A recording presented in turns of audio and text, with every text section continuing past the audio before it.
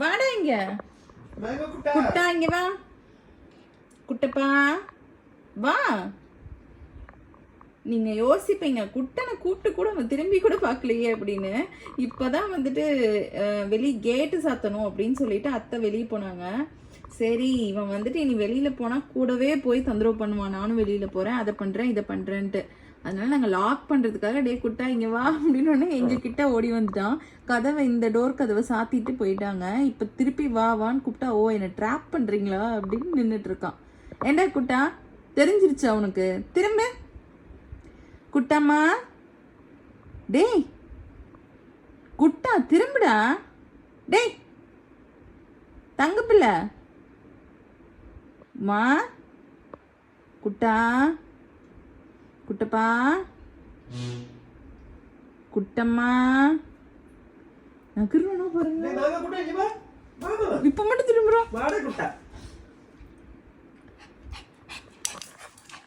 டேய் என் மேல மட்டும் உனக்கு சிரிப்பு வருதுக்கு.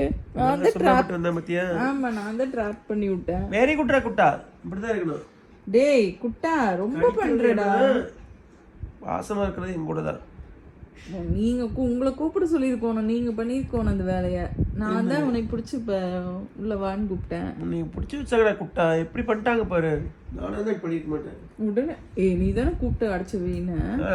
இங்க கூப்பிடு இங்க கூப்பிடு அப்படின்னு உன் சைடு கூப்பிட்டா வந்து இந்த இடத்துல அவன் கடகடன்னு ஓடிடுவான். அதனால என் சைடு வச்சு என் சைடு ஈஸியா இருக்கும். இருந்தாலும் குட்டம் பாவம் தானே, அவனை ஏமாத்தி தானே உட்கார வச்சுட்டோம் நம்ம. டேய் குட்டா இதெல்லாம் பிளானிங் தான். நம்ம ரெண்டு பேத்துக்கு பாடா குட்டா குட்டா இங்க வா. குட்டா இங்க வா. Good bye. மூஞ்சியே பார்க்க மாட்டறான் அபி. டேய் நான் என்னடா பண்ண உனக்கு? டேய் குட்டப்பா அங்க யாரும் இல்லடா குட்டா. இரு திறக்காத, அத்தை வெளிய இருப்பாங்க. இல்லங்க வெளிய போய்ட்டாங்க.